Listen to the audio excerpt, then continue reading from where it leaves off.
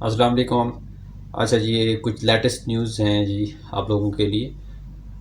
سب سے پہلی اہم نیوز یہ ہے کہ خان صاحب نے پھر سے اعلان کیا ہے کہ لانگ مارچ اب ہوگا، اور اسی جگہ سے ہوگا جہاں پہ گولی لگی تھی خان صاحب کو، اور ایک خان صاحب شدید زخمی ہوئے تھے، اور ان کی ایک بون جو ہے نا فریکچر ہوئی تھی، لیگز کی ٹیبیل بون ہے۔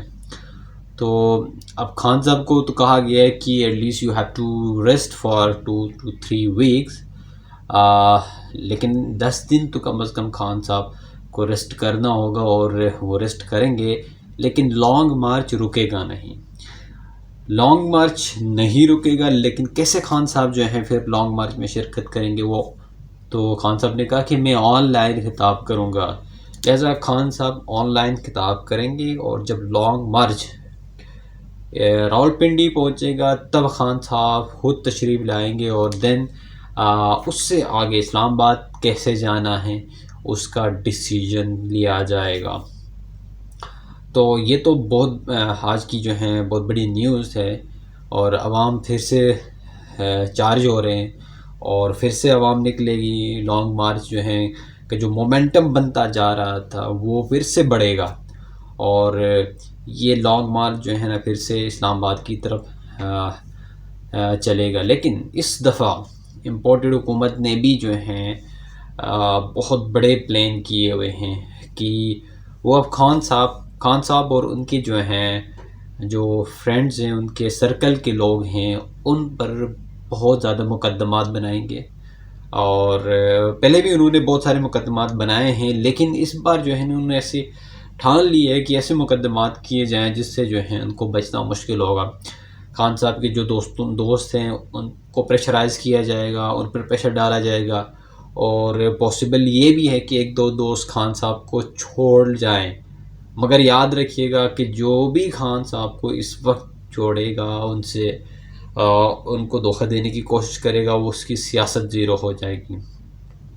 ان کو سوچنا ہوگا کہ بھئی ایکسپیرینس کر کے دیکھ لیے، فیصل واڈا کو لایا اور کچھ ایک دو اور دوستوں کو، لوگوں کو میدان میں لایا خان کے اگینسٹ میں، ان کی سیاست زیرو ہو گئی۔ پہلے بھی لوٹوں کا حال دیکھا ہوا ہے انہوں نے کہ کس طرح سے عوام نے الیکشن کے دنوں میں ان کو ریجیکٹ کیا۔ تو ان سب کو ایک لیسن لینا چاہیے، اور ان لوگوں کو بھی، اور جو اس کام کے پیچھے ہیں ان کو بھی سوچنا چاہیے کہ یہ کس طرح کا کھیل کھیل رہے ہیں پاکستان میں۔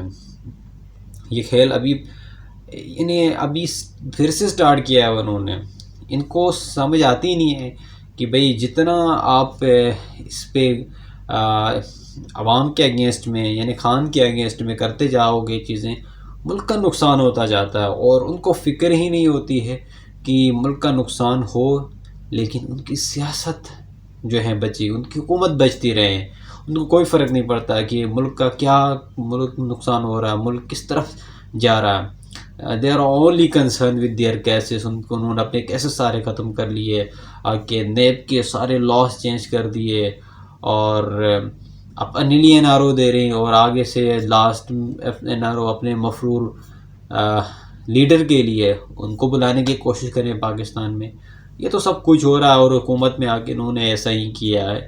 کوئی ملک کے لیے کوئی خدمت نہیں ہے ان کی، سارے کی ساری جو ہیں جو سارے کے سارے جو کام تھے وہ انہوں نے اپنے لیے کیے ہیں۔ جس طرح ای وی ایم مشین ختم کی، ان کو پتہ تھا کہ ای وی ایم مشین اگر ہوگی تو داندلی نہیں کر سکتا کوئی، اور داندلی نہیں ہوگی تو انہوں نے تو ہارنا ہے الیکشن، لہٰذا وہ بھی ختم کر لو۔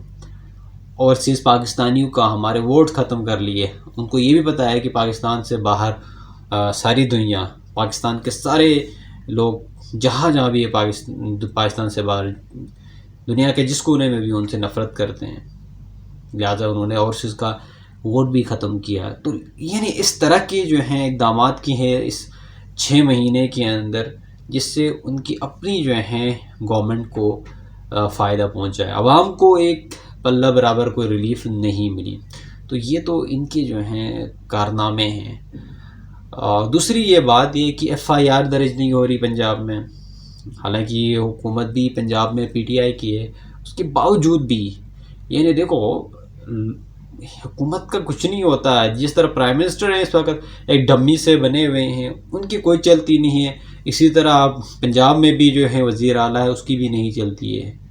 یعنی ان پر بھی پیچھے سے اداروں سے جو ہیں فورس ہیں، ان پہ بھی پریشر ہیں کہ وہ ایف آئی آر درج نہیں کروا سکے.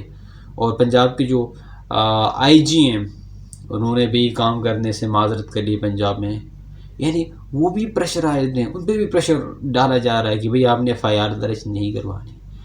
اب دیکھیں کہ لوگ جو ہیں پاکستان میں کچھ لوگ قانون سے کتنے اوپر ہیں. ان کے لیے قانون کوئی معنی نہیں رکھتا ہے. وہ قانون کے ساتھ کھیلتے ہیں، وہ اپنی مرضی کے جو ہیں قانون بناتے ہیں، اور ان پر بالکل بھی جو ہیں قانون جو ہیں لاگو نہیں ہو رہا. قانون کس کے لیے ہے؟ لوور کلاس کے لوگوں کے لیے، ٹھیک ہے کہ نہیں ہے، غریب لوگوں کے لیے. اور یہ چند لوگ جو ہیں قانون کے ساتھ کھیلتے ہیں، اور they are playing with laws. اور یہ جو کر رہے ہیں اس وقت اس طرح کی حرکتیں، یہ امپورٹڈ حکومت اور ان کے جو ہینڈلرز ہیں، یہ ملک کا نقصان کر رہے ہیں. یہ ملک کو ایک بار پھر سے تباہی کی طرف لے کے جا رہے ہیں.